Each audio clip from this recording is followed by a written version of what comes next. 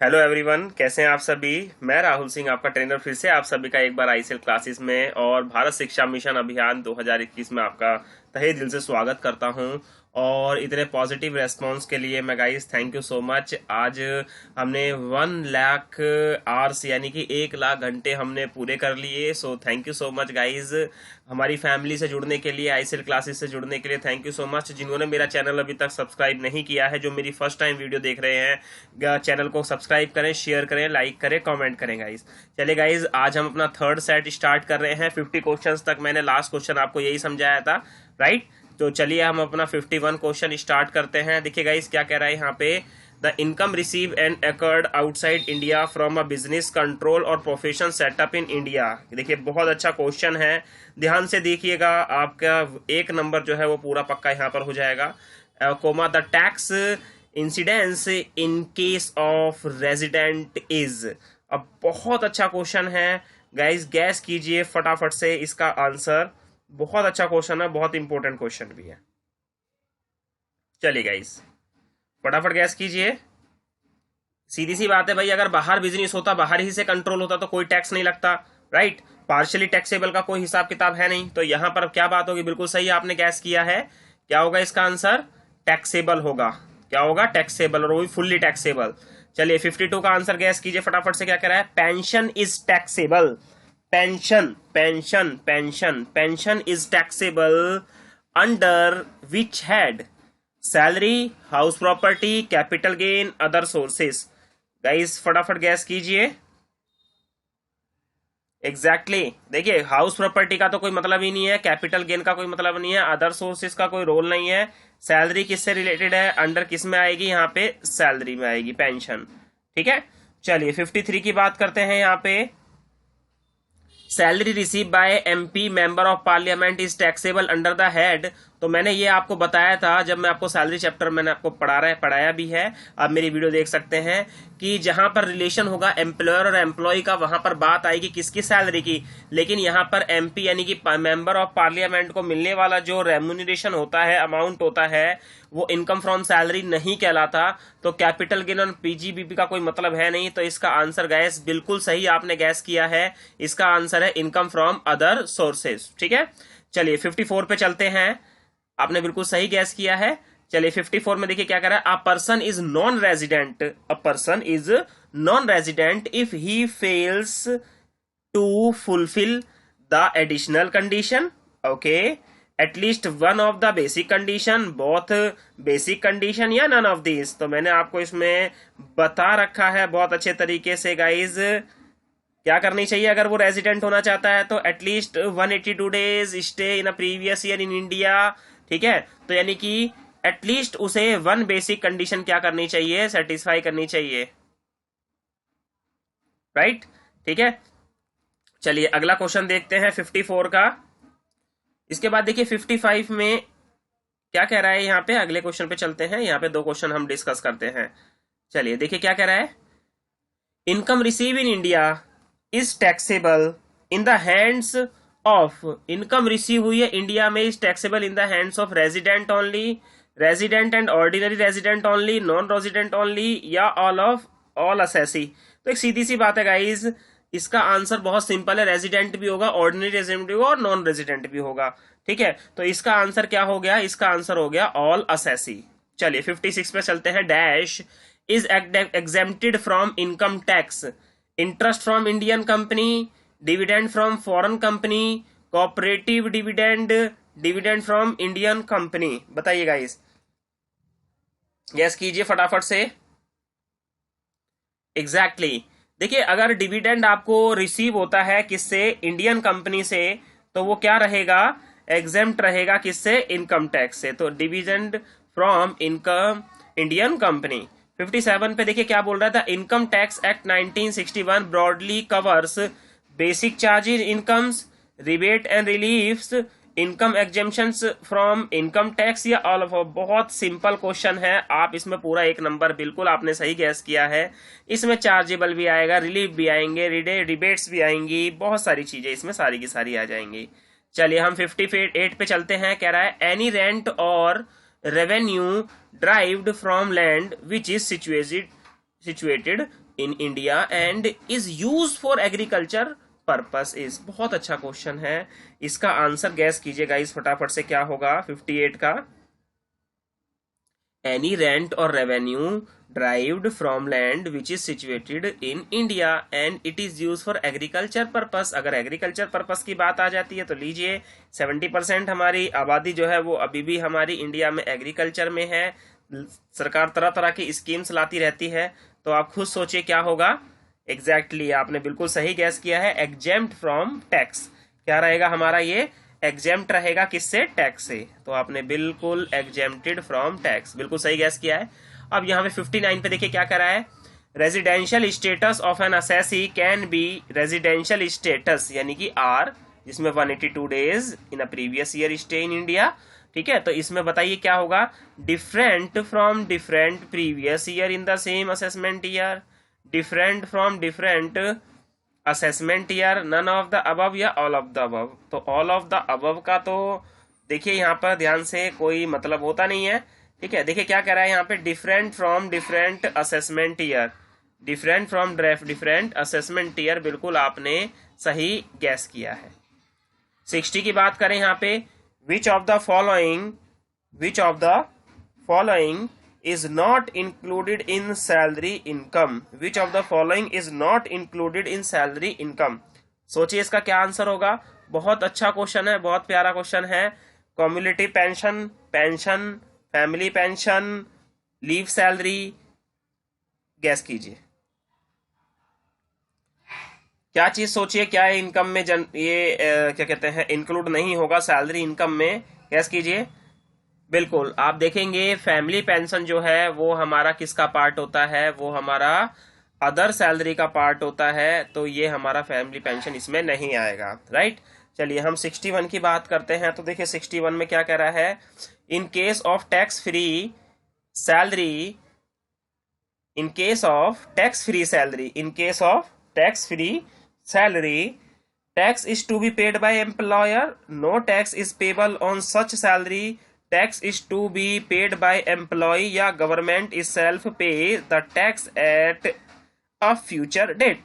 तो बहुत सिंपल सा इसमें क्वेश्चन है, इसमें ज्यादा कुछ बहुत बड़ी बात नहीं है, गैस कीजिए फटाफट से, सीधी सी बात है भाई, tax is to be paid by employer, तो यहां पर ये चीज हमारी आ जाएगी। चलिए 62 पर हम बात करते हैं। 62 में डियरनेस अलाउंस लीजिए, अलाउंस से एक क्वेश्चन आपका मिल गया यहाँ पे। तो dearness allowance is taxable in the hands of, dearness allowance की बात करें तो डियरनेस अलाउंस है गवर्नमेंट एम्प्लॉय के लिए, नॉन गवर्नमेंट एम्प्लॉय के लिए, ऑल एम्प्लॉय के लिए, नन ऑफ दिस के लिए। खुद सोचिए, dearness allowance is taxable in the hands of. 62 का आंसर गैस कीजिए फटाफट से। सो गाइस ये किसके लिए क्या होगा, ये एग्जैक्टली ऑल एम्प्लॉय। ठीक है, चलिए आगे बात करते हैं। यहाँ पर 62 से 63 पे आते हैं। लीजिए पर्क्स का क्वेश्चन आ गया। पर्क्स यानी कि परक्यूजिट्स। अ परक्यूजिट्स यानी कि a perk is cash paid by employer to employee, facility provide by employer to employee, amount credit to employees या नन ऑफ दीज अकाउंट्स। तो मैंने आपको बताया था फैसिलिटीज प्रोवाइड की जाती हैं यहाँ पर एम्प्लॉयर के द्वारा अपने एम्प्लॉय को, तो facility provide by employer to employee. बिल्कुल सही आपने गैस किया यहाँ पर, तो इसका आंसर बिल्कुल यही होगा गाइस। मैंने आपको बताया भी था, इसमें रेंट फ्री अकोमोडेशन इस तरह की चीजें इसमें आएंगी। अगला बात करते हैं perquisites to employee are covered in income tax act 1961 under section 2A, 17B, 1828A या सेक्शन 36C। गाइज थोड़ा सा भी अगर आप यहाँ पे अंदाजा लगाएंगे तो सेक्शन 17(1) में हमने सैलरी स्ट्रक्चर्स के बारे में थोड़ा सा देखा था, तो आप आइडिया लगा सकते हैं। एग्जैक्टली बिल्कुल सही आपने सोचा। तो यहाँ पर ये हो जाएगा हमारा सेक्शन 17B के अंदर हमें बताया गया है। अगला देखिए यहाँ पे 65 में क्या बोल रहा है, the value of interest free concessional loans to employee is determined on the basis of lending rates of dash for the same purpose. बहुत थोड़ा सा यूनिक क्वेश्चन है, लेकिन आपको देखना पड़ेगा। स्टेट बैंक ऑफ इंडिया के द्वारा, reserve bank of India, central government या स्टेट। तो गाइस देखिए सेंट्रल गवर्नमेंट और स्टेट का कोई रोल नहीं है यहाँ पर, बात होगी हमारी किसकी, SBI और RBI की। तो एग्जैक्टली आपने बिल्कुल सही गैस किया है, स्टेट बैंक ऑफ इंडिया।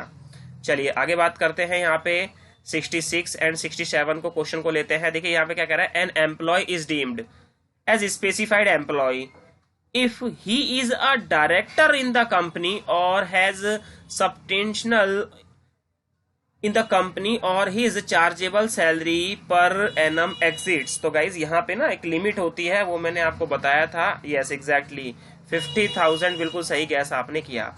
अगला पढ़ते हैं 67 पे, value of rent free accommodation in case of government employee shall be taxable up to. बहुत इंपॉर्टेंट क्वेश्चन है और ये हमारा परक्यूजिट्स में आपने देखा भी है। तो यहाँ पर दो आपने पढ़े थे यहाँ पे, तो हमारा आंसर बिल्कुल सही आपने गैस किया है, 15% ऑफ एम्प्लॉइज सैलरी। बिल्कुल सही गैस किया आपने, ठीक है। चलिए 68 की बात करते हैं। यहाँ पे ये क्या कह रहा है, यहाँ पे value of rent free accommodation a house owned by employer in case of non government employee with above 25 lakh population is 10%, 15%, 7.5% employee salary या 20% of employee salary. So guys यहाँ पे बहुत ध्यान से देखिएगा क्वेश्चन एग्जैक्टली क्या है, ये हमारा बिल्कुल सही है। तो यहाँ पर ये 15% ऑफ एम्प्लॉय सैलरी, तो इसको ले लेते हैं। आपने बिल्कुल सही गैस किया है। मुझे पीछे वाले क्वेश्चन में थोड़ा सा डाउट हो रहा था, तो एक बार जरा इसको देख लेते हैं। रेंट फ्री, जो value of rent free accommodation in case of government employee shall be taxable up to. So guys मुझे इसमें थोड़ा सा डाउट लग रहा है। Licence fee fixed by government, ये इसका आंसर होना चाहिए। तो हम इसको थोड़ा सा हटा देते हैं, ये हमारा आंसर नहीं है। हमारा आंसर जो है licence fee fixed by government, ये मुझे बार बार यही शो हो रहा था, ठीक है। तो इसको सही कर लेते हैं, आंसर इसका सही कर लीजिएगा गाइज, थोड़ी सी मिस्टेक मेरी तरफ से। अब यहाँ पे बात करते हैं 69 पे आते हैं। देखिए interest on recognised provident fund balance is exempted up to. बहुत अच्छा क्वेश्चन है, प्रोविडेंट फंड से रिलेटेड क्वेश्चन है हमारा 69। तो देखिए ये हमारा 9.5%, बिल्कुल आपने सही गैस किया है, 9.5%। 70 की बात करते हैं, तो यहाँ पे कह रहा है employer's contribution to RPF is exempted up to. तो गाइज मैंने आपको टेली प्राइम में भी सिखाया है ये, और नॉर्मली भी सिखाया है। जब एम्प्लॉयर कंट्रीब्यूशन करता है तो वहां पर बात आती है कितने की, 12% की। तो यहाँ पे हम बात करेंगे कितना कॉन्ट्री करता है, 12% ऑफ सैलरी। इसके बाद 71 पे बात करते हैं। देखिए क्या बोल रहा है यहाँ पे, the income of previous year is chargeable to tax in the. बहुत अच्छा क्वेश्चन है, मैं आपको ऑप्शन दिखा देता हूं इसके और गैस कीजिए फटाफट से। Immediately succeeding assessment year, same previous year, immediately preceding academic year, या नन ऑफ अबव।